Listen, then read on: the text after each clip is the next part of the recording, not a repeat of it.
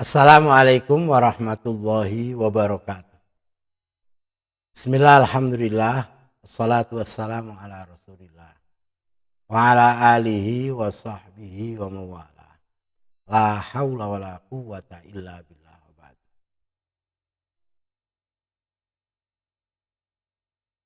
Saudara-saudara, para mahasiswa-mahasiswi jurusan Bahasa dan Sastra Arab Fakultas Adab dan Ilmu Budaya UIN Sunan Kalijogo Yogyakarta yang saya hormati, yang mengambil mata kuliah Al-Madkhal bin Nahwi. Pada hari ini kita akan berbicara tentang kalau istilah dalam bahasa Indonesia kata dan kalimat. Ada perbedaan yang sangat mendasar untuk pembagian kata dan kalimat dalam bahasa Indonesia dan bahasa Arab. Untuk dipakai sebagai dasar nanti kita masuk dalam pembahasan nahwu, kata dan kalimat sangat penting karena nahwu berhubungan langsung dengan kata dan kalimat. Oleh karena itu kita mulai dari yang pertama dulu, yaitu lafadz. Lafadz itu apa? Lafadz adalah jinsun yasmulul kalam wal kalimah wal kalim wa yasmulul muhmal mithlu daiz wal musta'mal mithlu amr. Lafadz adalah jenis atau ungkapan yang bisa berupa kalam, bisa berupa kalimah, bisa berupa kalim, bahkan juga bisa berupa kata yang tidak terpakai seperti daizun, itu tidak ada dalam bahasa Arab. Dan ada yang terpakai atau yang digunakan oleh orang Arab seperti amr. Jadi ini lafadz. Lafadz itu apa saja yang keluar dari mulut atau apa saja yang tertulis, asal itu bisa berupa kalam, kalimah, kalim, bahkan ada yang muhmal yang tidak dipakai, atau ada juga yang mustakmal yang dipakai. Baik, itu lafadz. Nah sekarang kita akan berbicara lafadz yang paling kecil, namanya kalimah. Kalimah itu ada 3. Kalimah biasanya kalau dalam bahasa Indonesia diterjemahkan dengan kata. Dalam bahasa Arab, kalimah atau kata itu hanya ada 3. Isim, fi'il, dan huruf. Kalau dalam bahasa Indonesia bisa sampai 10. Kalau dalam bahasa Arab hanya 3 saja. Isim, fi'il, huruf. Jadi biasanya orang menerjemahkan isim sebagai kata benda, fi'il kata kerja, terus huruf kata penghubung. Saya kira ini ya tidak seluruhnya benar. Dalam artian isim tidak harus benda. Fi'il tidak harus kata kerja berupa pekerjaan. Karena memang cara melihatnya yang berbeda. Nanti akan bisa kita ketahui apa itu isim, atau apa itu fi'il, apa itu huruf. Dan ini cara pandang yang berbeda antara orang Arab dan orang Indonesia khususnya. Fi'il ada 3, fi'il madhi, fi'il mudhari, fi'il amar. Akan kita jelaskan pada berikutnya ini. Coba, tadi ada isim. Isim itu apa? Nah ini, ya. Isim tadi kalau diterjemahkan kata benda, saya katakan tidak seluruhnya benar. Karena apa? Cara melihatnya begini. Orang Arab itu cara melihatnya apakah dibarengi waktu atau tidak. Begitu.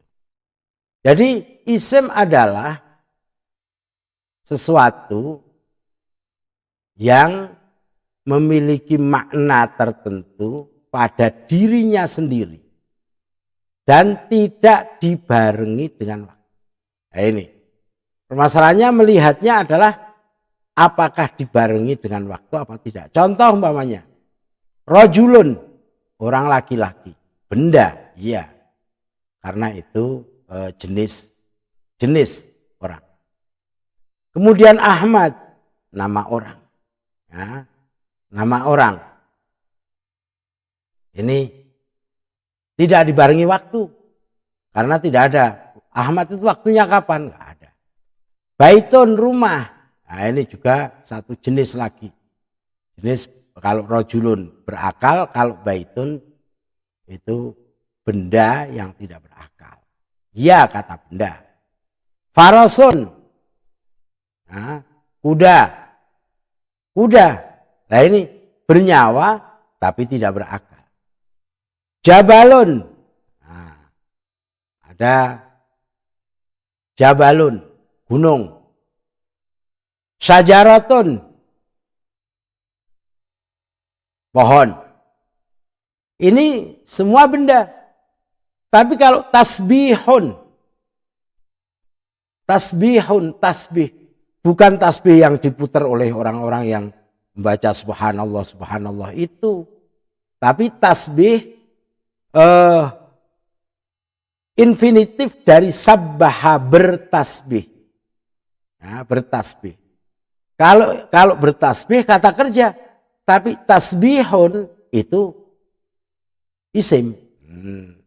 Jadi tasbihnya, perbuatan tasbihnya, bukan berbuat tasbihnya, itu isim. Kemudian soburun,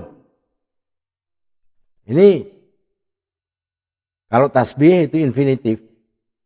Kalau sobur itu orang yang sangat penyabar. Nah ini sifat, kata sifat.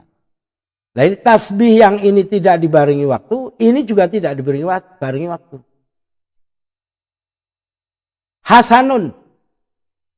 Hasanun yang bagus. Nah, sifat lagi. Adlun yang adil. Sif. Tidak dibarengi dengan waktu. Alladzi. Wah ini alladzi itu punya arti apa? Yang. Loh yang itu apa? Itu kan kata penghubung kalau dalam bahasa Indonesia. Bukan, itu yang. Yang jelas nanti orangnya atau barangnya atau apalah itu sudah ada. Ini namanya isim. Kemudian man. Man juga bisa orang atau siapa dan lain-lain. Ini isim. Yang penting tidak dibarengi dengan waktu. Yang memiliki makna tersendiri. Maknanya tidak tergantung kepada kata yang lain. Itu isim. Kemudian fi'il. Fi'il itu kebalikannya isim. Menunjukkan suatu pada menunjukkan makna tertentu pada dirinya dan dibarengi dengan waktu. Nah ini. Jadi cara pandangnya dibarengi dengan waktu. Qoma, berdiri kapan? Oh sudah. Yakumu, berdiri kapan? Oh sedang berdiri atau akan berdiri. Kum, berdirilah, dibarengi dengan waktu. Kum, waktunya kapan? Nanti jelas berdirilah, itu belum berdiri. Ini. Jadi cara pandangnya adalah cara pandang filosofinya ya kan, itu dibarengi dengan waktu atau tidak. Kemudian huruf, kalau huruf itu sesuatu yang memiliki makna tertentu tapi maknanya berhubungan dengan yang lain dan tidak dibarengi dengan waktu, ya, tidak dibarengi dengan waktu. Nah ini huruf al-harfu. Nah ini contohnya, apakah hal, qad sungguh, min dari. Nah ini kata ini tidak akan bisa berdiri sendiri. Hal gitu aja nggak ada. Qad gitu aja juga nggak ada. Min itu nggak ada. Harus ada harus ada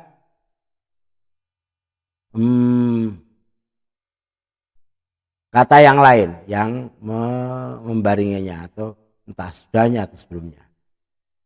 Nah, ini cara pandang orang Arab seperti itu. Dan sederhana. Yang jelas kalau memiliki makna yang sudah jelas pada dirinya sendiri tanpa dibarengi waktu, itu isim. Memiliki makna yang jelas pada dirinya sendiri, kata itu ada waktunya, ada maknanya tersendiri, tidak tergantung yang lain, dan dibarengi dengan waktu, itu fi'il. Kalau maknanya tergantung dengan orang yang lain, ya kan, tergantung dengan yang lain, maka dia namanya huruf. Tuh, ya. Karena itu ini kalimah namanya, atau kata kalau dalam bahasa Indonesia. Cuman kemudian dalam bahasa Arab kalimah itu mufrad. Nah, ada istilah yang lain namanya al-kalim. Al-kalim itu beberapa kalimah. Kalimahnya tidak satu, berarti al-kalim itu apa? Ma tarakkaba min salasi kalimatin fa aktsar. Yang tersusun dari 3 kalimah atau lebih. Ya. Nah ini asal tersusun dari 3 kata atau lebih namanya kalim. Baik memberi faidah, artinya bisa dipahami atau tidak bisa dipahami. Contohnya inqama Zaidun, jika Zaid berdiri, itu 3 kata, tidak 3 kalimah, ya, 3 kalimah, tapi belum bisa dipahami. Jika Zaid berdiri ngapain? Nah, ya ini kalim. Jadi kalim itu bisa terdiri dari 3, 4, 5, 6, 7, 8 kata, baik itu yang bisa dipahami atau tidak bisa dipahami. Itu namanya kalim. Nah, ini beda dengan kalam. Kalau kalam itu lafadz yang al-mufidu faidatan yahsunus sukutu alaiha. Ya, al-lafdzul mufidu faidatan yahsunus sukutu alaiha. Lafadz yang memberi faidah yang dengan ungkapan itu, lafadz itu orang sudah diam, itu sudah paham. Artinya memahamkan yang lain. Orang yang mendengarkan sudah paham terhadap apa yang dia katakan. Bisa saja terdiri dari 1 kata terlihatnya. Ya, bisa aja. Bisa terdiri dari 2 kata. Bisa terdiri dari 3 kata dan lain-lain. Tapi sebenarnya kalam itu mestinya terdiri minimal 2 kata. Ya, kalam itu terdiri minimal 2 kata. Cuman kadang yang tertulis cuma 1 kata atau yang terucap 1 kata. Contohnya apa? Unzur, lihatlah. Itu kan lihat, unzur fil amar. Kelihatannya 1 kata tapi sebenarnya 2 kata. Unzur itu lihatlah. Nah itu ada kamu, anta, unzur, anta atau domir yang tersimpan. Jadi ada 2 kata sebenarnya, tapi terungkapnya cuma 1 kata. Maka ini kalam adalah lafadz yang sudah bisa dipahami dengan baik oleh pendengarnya. Itu kalam. Beda dengan kalim. Kalau kalim itu tadi itu baik bisa dipahami maupun tidak bisa dipahami. Asal terdiri dari 3 kata. Baik. Sekarang pembagian kalam. Kalam itu ada 2 pembagiannya, yaitu jumlah ismiyah dan jumlah fi'liyah. Jumlah ismiyah terdiri dari mubtada dan khobar. Jumlah fi'liyah terdiri dari fi'il dan fa'il. Ya. Sebenarnya dalam bahasa Indonesia itu disebut kalimat nominal untuk yang jumlah ismiyah. Kalau yang jumlah fi'liyah kalimat verbal. Nah, kalam ini bisa dikatakan kalimat. Ya. Tapi kalimat untuk kalam itu kadang kalimat dalam bahasa Indonesia itu tidak yahsul sukutu, itu sudah ya kalimat seperti ingqoma zaitun tadi. Baik. Nah ini langsung kalau jumlah ismiyah terdiri dari mubtada khobar, kalau jumlah fi'liyah terdiri dari fi'il dan fa'il. Tapi kalau dalam bahasa Indonesia mungkin untuk yang jumlah ismiyah itu terdiri dari subjek dan predikat. Iya sama. Kemudian jumlah fi'liyah ya juga terdiri dari subjek dan predikat. Cuman biasanya kalau fi'liyah predikatnya itu menggunakan kata kerja. Cuma begitu. Nah ini kalau Arab itu ada. Coba dilihat mubtada dan khobar itu mubtada dahulu, khobar yang kedua. Ya, mubtada dan khobar. Kalau yang jumlah fi'liyah mesti fi'il dan fa'il. Tidak bakalan fa'il ada di depan fi'il. Itu loh permasalahannya. Kalau mubtada khobar bisa aja mubtada kemudian khobar atau khobar kemudian mubtada. Cara pandangnya seperti itu. Nah, ini biasanya kalau dalam bahasa Indonesia fi'il fa'il khususnya itu diterjemahkannya juga nanti sama dengan mubtada khobar. Contohnya umpamanya Safaro Ahmad. Ahmad musafir, Ahmad pergi. Ya sudah. Begitu padahal safaro didahulukan. Ya. Jadi ini fi'il fa'il. Saya kira Anda sudah terbiasa dengan ini. Kemudian kita lanjutkan jumlah. Jumlah itu apa sebenarnya? Jumlah adalah lafaz yang tersusun dengan susunan isnadi. Susunan isnadi itu susunan yang yang susunan menerangkan. Ada diterangkan, ada menerangkan. Jadi ini kharaja amrun. Siapa yang keluar? Amr. Ya, Amr yang keluar. Ini isnadi. Ya. Ini musnad ilaih, ini musnad. Sa'idun jalisun. Sa'id duduk. Ini susunannya adalah susunan isnadi di mana jalisun itu menerangkan Sa'id. Kharaja menerangkan Amr. Untuk jumlah ini kata yang tersusun dengan tarkib isnadi ini tidak disyaratkan memberi faedah. Ya. Sehingga ada jumlah yang tidak memberi faedah. Mungkin saja memberi faedah atau tidak memberi faedah. Mungkin saja bisa dipahami, mungkin tidak bisa dipahami. Nah, jumlah yang bisa dipahami, yang memberi faedah namanya kalam. Nah, kalau yang tidak memberi faedah, kalau terdiri dari 3 kata namanya kalim. Begitu seperti tadi.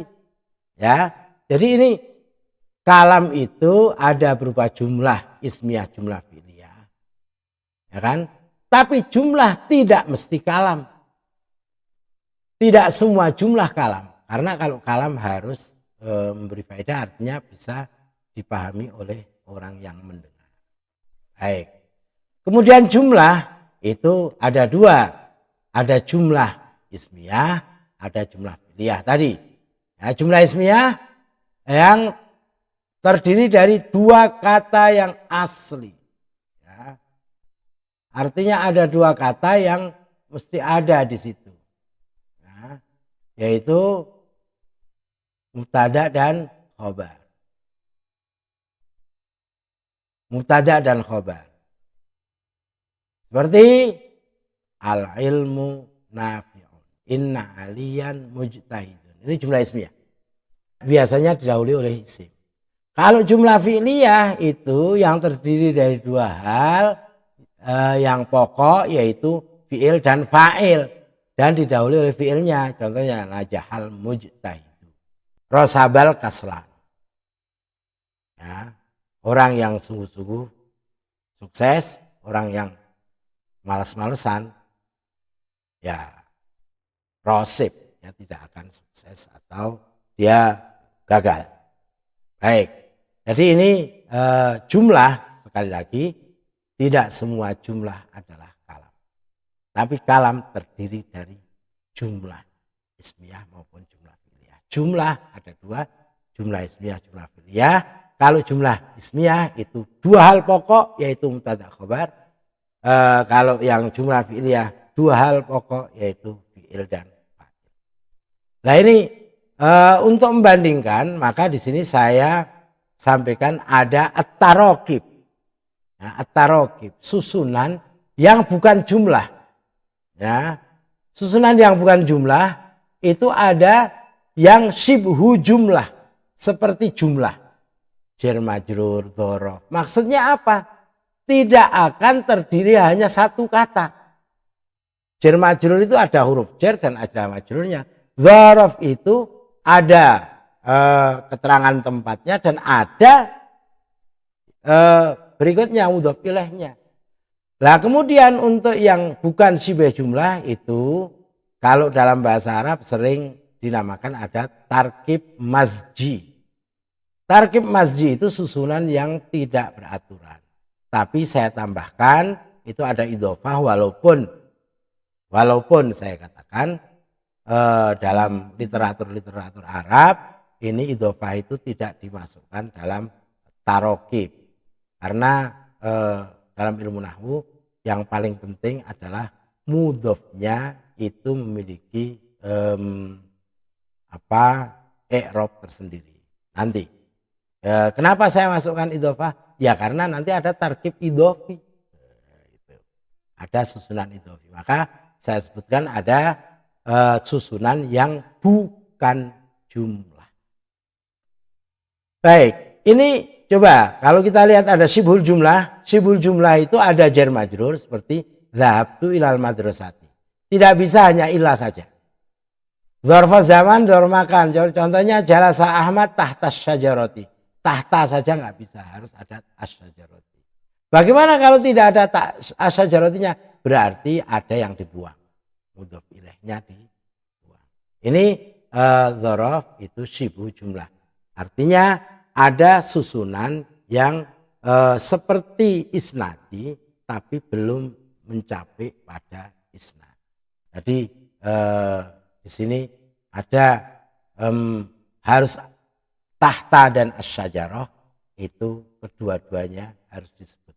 Mudhorofnya dan mudhof ilaih dari dzaraf. Baik. Kalau yang bukan jumlah ini contohnya. Yang bukan jumlah itu idhofah umpamanya. Baitil ustadzi. Kalau disebutkan baiti aja nggak apa-apa. Ila baitin. Disebutkan al ustadzi saja nggak apa-apa. Tapi ini satu susunan. Gitu loh. Maka saya sebutkan tadi. Satu susunan di mana ada mudhof, mesti ada mudhof ilaih. Kalau ada mudhof ilaih berarti ada mudhof. Cuma itu aja. Saya katakan ini tidak ada disebutkan dalam literatur nahwu Arab. Cuman saya masukkan untuk agar Anda bisa membedakan yang lain. Dan ini juga sering disebutkan tarkib idhofi. Kemudian yang sering disebutkan adalah tarkib mazji. At-tarkib al-mazji. Susunan tidak beraturan. Idhofah bukan, na'at man'ut bukan, mubtada khobar bukan. Banyak. Qara'ah Ahmadu al-Qur'ana laila naharo. Ya. Ahmad membaca Al-Quran siang malam. Kalau Arab malam siang, laila naharo. siang malam, laila nahar. Ini tarkibnya masjid tidak beraturan. Nah, itu beberapa sebagai pembuka kita sudah mengetahui apa itu kata, apa itu kalimat, dan susunan kata yang bukan menjadi kalimat tapi berupa susunan yang nanti dalam proses penelitian nahwu atau Anda belajar nahwu nanti akan ketemu dengan hal-hal ini. Walhamdulillahirabbil alamin. Terima kasih sekali. Kurang lebihnya mohon maaf. Wassalamualaikum warahmatullahi wabarakatuh.